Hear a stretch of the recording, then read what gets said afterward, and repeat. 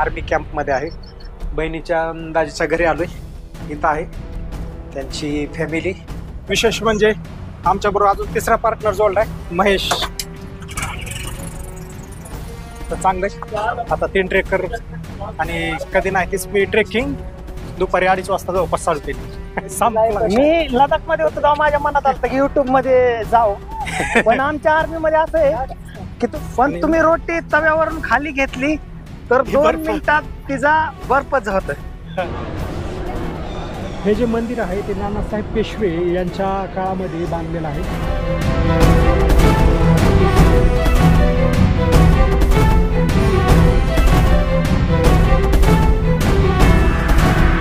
नमस्कार मित्रांनो, मी ज्ञानेश्वर जाधवर आणि स्वागत आहे तुमचं आज एका नव्या व्हिडिओमध्ये.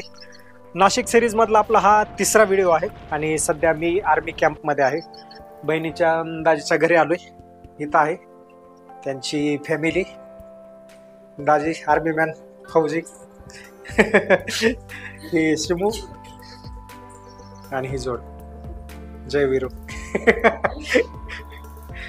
तर सध्या मी त्र्यंबकेश्वर, ब्रह्मगिरी पर्वत, परत कुशावर्ता तलाव आणि निवृत्तीनाथ महाराजांचं जे समाधी मंदिर आहे हे 3 प्लेस पाहण्यासाठी जातोय. ॲज पर प्लॅनिंगच चालू आहे. पाठीमागच्या व्हिडिओमध्ये आपण पाहिलेलं आहे गोंडेश्वर मंदिर आणि श्रीमंत पेशवे बाजीराव पल्लाळ यांचं जन्मस्थान. ते व्हिडिओ जर तुम्ही पाहिले नसतील तर ते व्हिडिओ देखील पहा. आणि सध्या आपण निघू त्र्यंबकेश्वरसाठी. चला. इथं सारखं थोडासा रिमझिम पाऊस सारखंच आपल्याला पाहायला मिळतो. गाडी थोडीशी ओली झाली आणि सध्या आपण निघतोय. तर त्र्यंबकेश्वर हे ठिकाण नाशिकपासून अगदी 30 किलोमीटर अंतरावर आपल्याला पाहायला मिळते. इथं पोहोचायचं जर झालं तर नाशिक रोड रेल्वे स्टेशन जे आहे तर तिथपर्यंत आपण रेल्वेने पोहोचू शकतो आणि तिथून पुढं बसची सेवा आपल्याला उपलब्ध आहे त्र्यंबकेश्वरला येण्यासाठी. तर हे 30 किलोमीटरचं अंतर जवळपास 1 तासामध्ये आपण पार करून त्र्यंबकेश्वर येथे पोहोचू शकतो. पोहोचताना रस्त्यामध्ये आपल्याला एकदम सुंदर असा निसर्ग पाहायला मिळतो. या निसर्गामध्ये आपल्याला साईडच्या डोंगर रांग जे आहेत एकदम मनाला प्रफुल्लित करून जाते. नाशिकपासून जवळ असलेले त्र्यंबकेश्वर हे ठिकाण 12 ज्योतिर्लिंगापैकी एक आहे. येथे दर 12 वर्षांनी एक वेळा अर्धसिंहस्थ कुंभमेळा भरतो. याच त्र्यंबकेश्वरमध्ये आपल्याला कुशावर्ता तलाव आहे, तेथे नागा साधू आंघोळ करतात.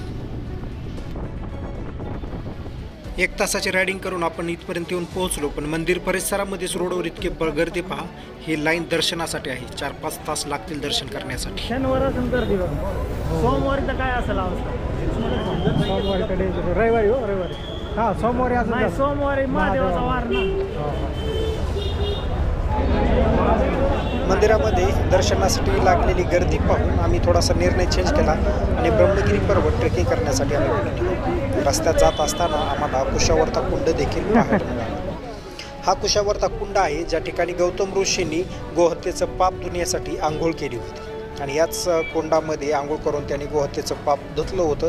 आणि भगवान शिवशंकरांच्या आशीर्वादाने किंवा त्यांच्या कृपेने या ठिकाणी गोदावरी नदी म्हणजेच दक्षिणेतील गंगेचा उगमस्थान हे देखील मानलं जातं. या कुशावर्ता कुंडामध्ये कुंभमेळ्याच्या वेळेस फक्त नागासाधूंनाच आंघोळ करण्याची परमिशन दिली जाते. गर्दीमुळे हा निर्णय घेतला जातो. बाकीच्या सामान्य नागरिकांना नाशिकच्या पंचवटी येथे आंघोळ करण्याची सोय केली जाते गोदावरी नदीमध्ये.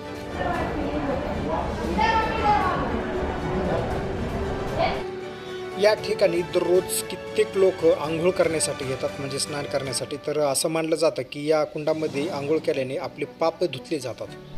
कुशावर्ता तलाव बघून झाला आणि त्र्यंबकेश्वर मंदिरामध्ये भरपूर म्हणजे जरा आतीच होतं, म्हणजे जरा वेळ लागला असता, तर त्यामुळं मंदिरामध्ये दर्शनाचं कॅन्सल केलं आणि ब्रह्मगिरी चढण्यासाठी आम्ही जातोय. काय झालं घ्या ना. पाऊस वगैरे येऊ शकतो त्याच्यामुळे रेनकोट घ्यायचं. आम्ही ऑलरेडी तयारीने चालू. तर दर्शन आता वरून आल्यानंतर खाली बघायचं, जर गर्दी असेल तर, नाहीतर देव आपल्याला लांबूनच बघावी लागतील.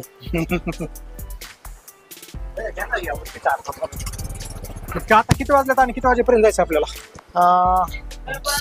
2:15 वाजले. 2:15. तर मला वाटतं जवळपास 3.5 तास तरी आपल्याला खाली येईपर्यंत लागेल. आणि तिघंही जातो आम्ही. विशेष म्हणजे आमच्याबरोबर अजून तिसरा पार्टनर जोडलाय, महेश. तर चांगलं आता 3 ट्रेकर आणि कधी नाही तीच मी ट्रेकिंग दुपारी 2:30 वाजता जवळपास चालू केली. ॲक्च्युली इथे येताना मला वाटायचं असं म्हणजे केदारनाथला जाताना कशा फिलिंग्स असतात, गेलो नाही पण व्हिडिओ तशा टाईपचंच फिलिंग येते त्याचं. आणि केदारनाथ पण एक ज्योतिर्लिंगच आहे, हे पण एक ज्योतिर्लिंगच आहे.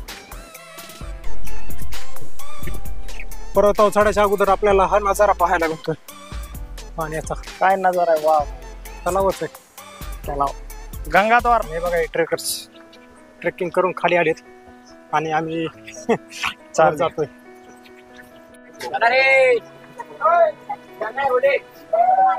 किंवा माकडांच्या संरक्षणासाठी काठी घेतली. आर्मी मॅनला काही गरज नाही.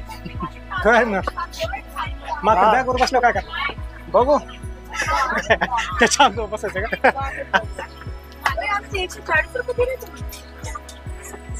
क्या पानी बांटे क्या 10 रुपये कांदा बांटे. पारी मार्ग डायरेक्ट डोंगर असतं म्हणजे हा फाटलं. 5 रुपये 10 रुपये. मस्त आहे. किती रे मंकेजी कमॉन. चला चला चला.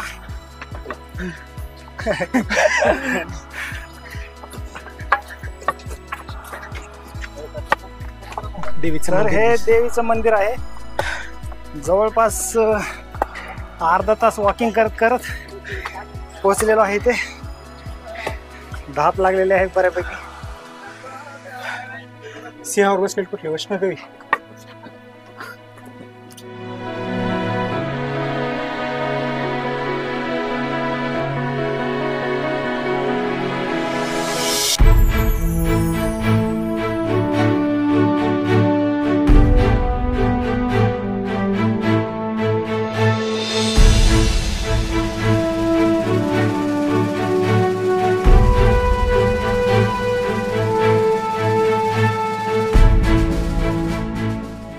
थकल्यामुळे थोडं थांबलोय आणि फार घाम निघाला.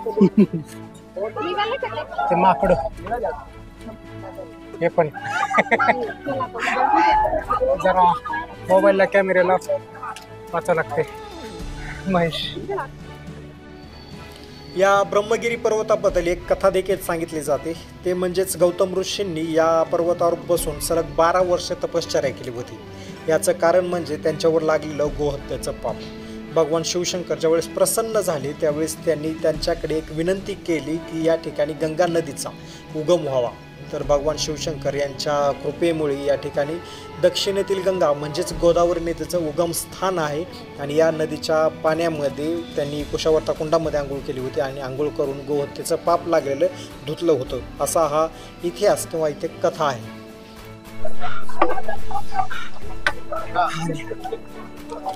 फायनली आम्ही जवळपास स्टॉपला आलोय. पूर्ण नाही. चला चला.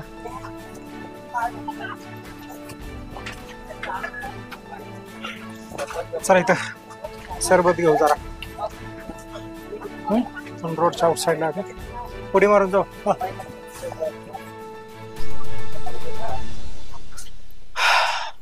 तर आज शनिवार उपवास. खारी शेंगदाणे आणि लिंबू सरबत बनते.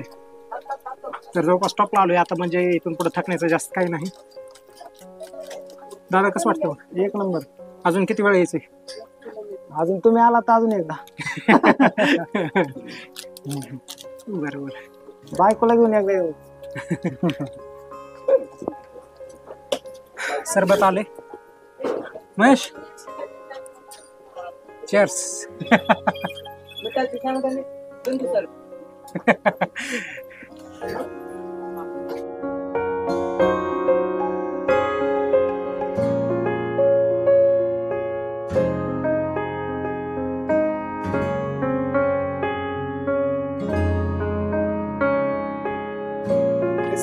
मी लडाख मध्ये होतो तेव्हा माझ्या मनात आलं की युट्यूब मध्ये जाऊ. पण आमच्या आर्मी मध्ये असं आहे की तुम्ही जास्त हे दाखवू शकत नाही. आर्मीचं किंवा कुठलं बी तुम्ही कॅमेरा पुढे येऊ शकत नाही. दादा what you think about Ladakh duty? Ladakh duty विषयी काहीतरी असं नवीन सांगा. म्हणजे जसं की एखाद्या लोकांना माहिती नसेल. जसं की कॅमेरा सामान्य माणूस कॅमेरा तुमच्याकडे. लडाख मध्ये कसं आहे वरून खाली त्याला शरीर मजबूत पाहिजे तिथं जाणाऱ्यासाठी. स्टॅमिना. -40 -50 डिग्री टेम्परेचर पर्यंत त्यांनी सहन केली पाहिजे. किती होतं तुमच्या वेळेस? मी हायेस्ट 55 पर्यंत पाहिलं, -55.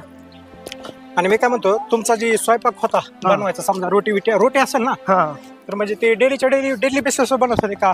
हा, रोटी तर डेली बेसिस बनते, पण तुम्ही रोटी तव्यावरून खाली घेतली तर 2 मिनिटात तिचा बर्फच होत.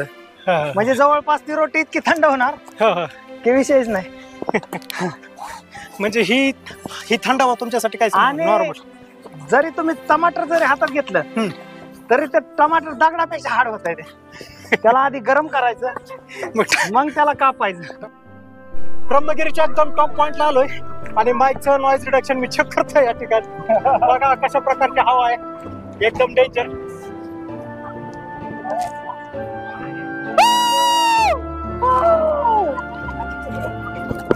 दादा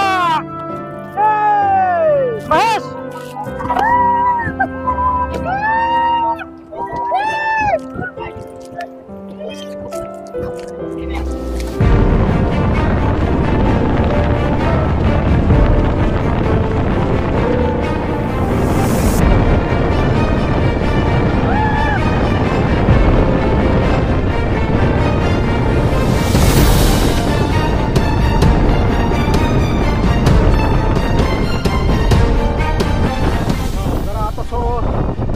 माझा आवाजच ऐकून येणार आता, माईकच नाही.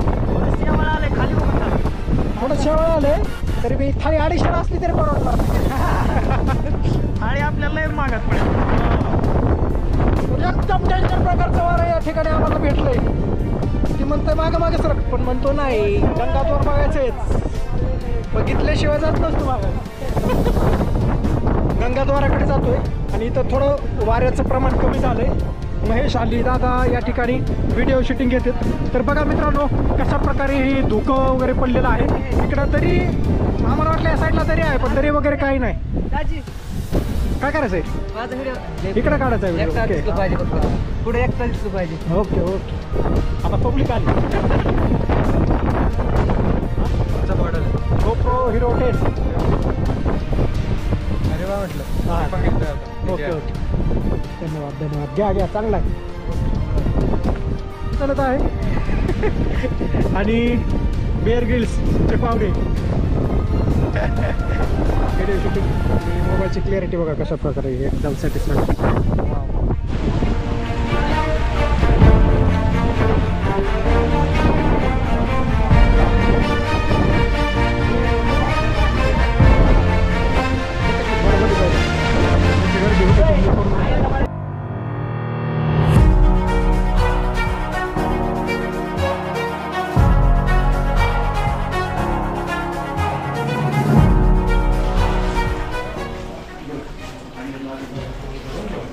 हे गंगेचं मुख्य उगमस्थान का? आणि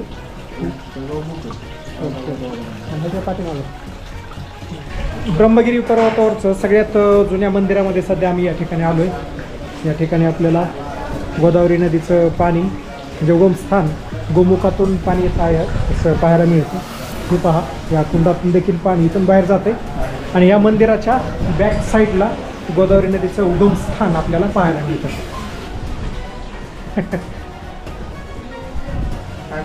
मित्र भेटले. तुमचं गाव कुठलं?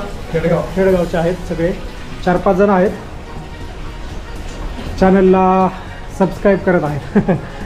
इथल्या एकदम पुरातन मंदिराच्या अगदी बॅक साईडला या ठिकाणी आपल्याला गोदावरी नदीचं उगमस्थान पाहायला मिळते. ते आता आपण पाहायला जाऊ, चला.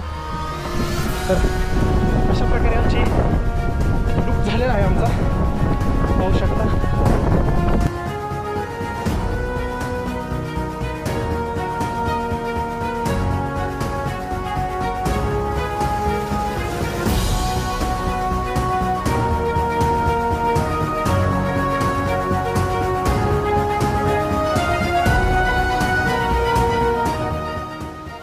या ठिकाणी आपल्याला हे जटा मंदिर पाहायला मिळते. याच मंदिराच्या आतल्या साईडला शंकराने जटा आपटल्याच्या खुणा आपल्याला पाहायला मिळतात. हे तेच ठिकाण आहे.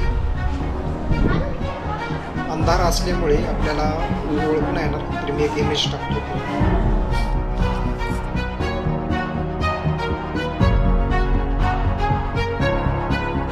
फिरून झाले, चहा घेतलाय आणि तुफान पाऊस चालू आहे. करेक्ट फायनली दर्शन झाले आमचे. आर्मीच्या ओळखपत्रावर ID कार्डवर झालं. म्हणजे त्यांनी बंद केलं तर पण थोडंसं रिक्वेस्ट करून झालं आमचं दर्शन. जवळपास 15 ते 20 मिनटं थांबावं लागलं पण झालं. ही बघा किती मोठ्या प्रमाणामध्ये गर्दी या ठिकाणी झालेली आहे आणि एकदम सुंदर असं मंदिर या ठिकाणी आपल्याला पाहायला मिळालं. असंही छान आहे ना. एक वेळेस अवश्य भेट द्या तुम्ही पण. एकदम छान असं मंदिर या ठिकाणी आपल्याला पाहायला मिळतंय. हे जे मंदिर आहे ते नानासाहेब पेशवे यांच्या काळामध्ये बांधलेलं आहे. VIP गेट VIP पाससाठी आपल्याला या ठिकाणी 200 रुपये पेड करावे लागतात आणि त्यासाठी पण 1 ते 2 तासाचा कालावधी लागू शकतो जर शनिवार रविवार असेल तर. आणि जनरल लाईन जर तुम्ही आले तर 4-5 तास कमीत कमी लागतो. ते पाहूनच आम्ही अगोदर ब्रह्मगिरी पर्वतावर गेलो होतो पण आमच्या नशिबानं परत आम्हाला भेटलं डबल ज्यावेळेस आलो त्यावेळेस थोडासा जरा रिक्वेस्ट केली पण झालं काम. अशा प्रकारे आम्हाला दर्शन लाभलेलं आहे आणि वातावरण एकदम छान झाले बघून. नानासाहेब पेशवे यांनी 1755 ते 1786 या कालावधीमध्ये हे मंदिर नव्याने बांधले होते. भारत सरकारने 30 एप्रिल 1941 रोजी महाराष्ट्रातील राष्ट्रीय संरक्षित स्मारक म्हणून घोषित केलेले आहे. या मंदिराच्या कळसावर 5 सुवर्ण कलश असून ध्वजा पंचधातूची आपल्याला या ठिकाणी पाहायला मिळते.